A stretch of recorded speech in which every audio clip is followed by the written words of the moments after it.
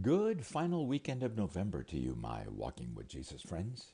This is normally a special weekend of transition as our world enters the Christmas frenzy.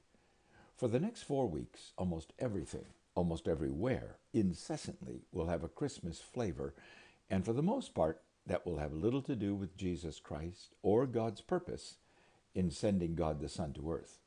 But it will have everything to do with economics and the pursuit of personal happiness. Similarly, the days and years which followed the remarkable events in Jerusalem, which we've considered in the past few days, the construction and dedication of the great temple of God, were very different from what we've seen in God's grand narrative thus far.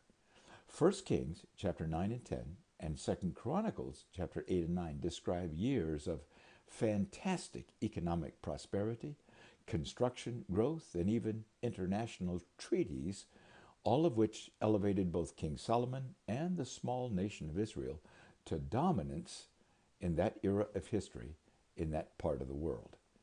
As we read those descriptive chapters, you will be amazed at the wealth and splendor described, as well as the reputation of wisdom and global influence King Solomon was living.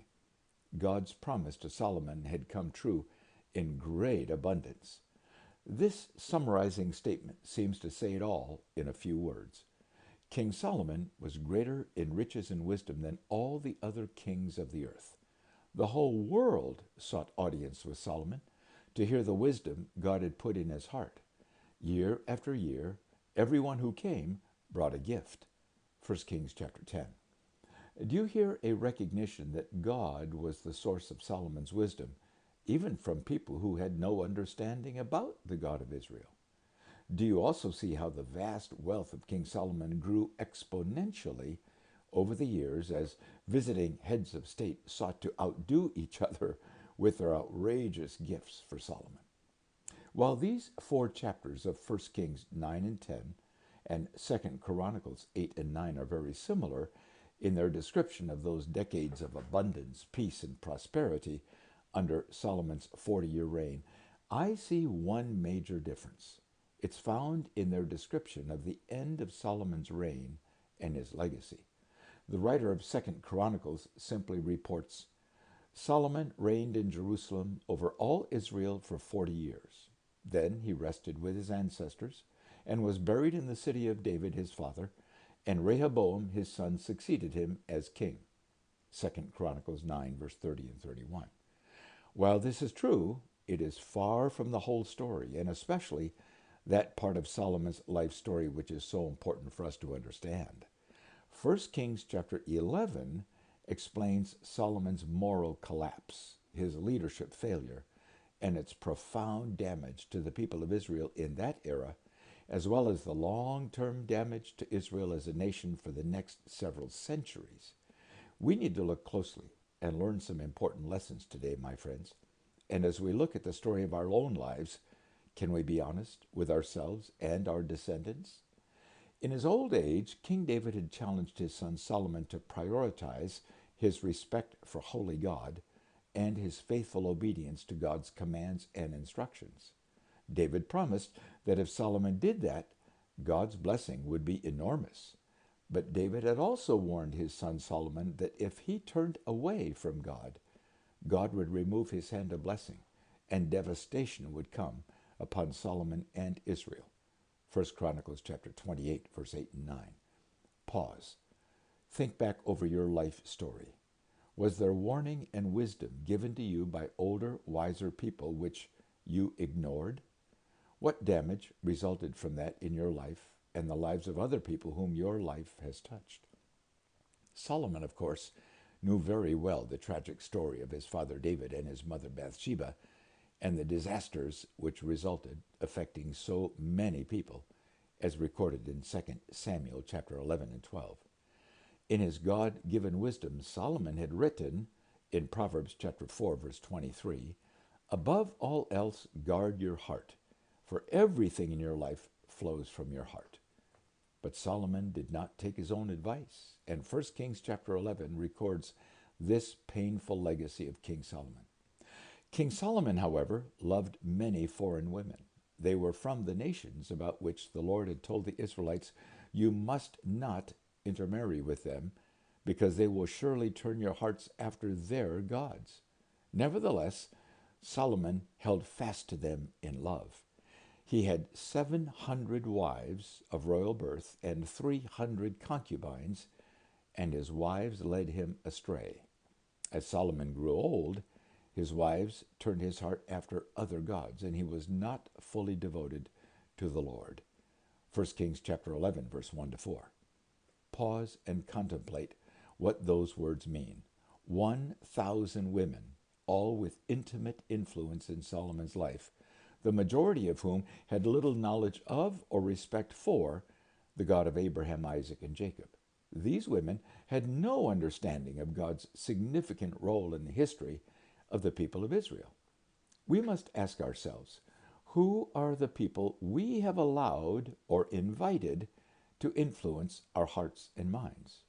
Influence is powerful, but only because we allow it to affect how we think and feel.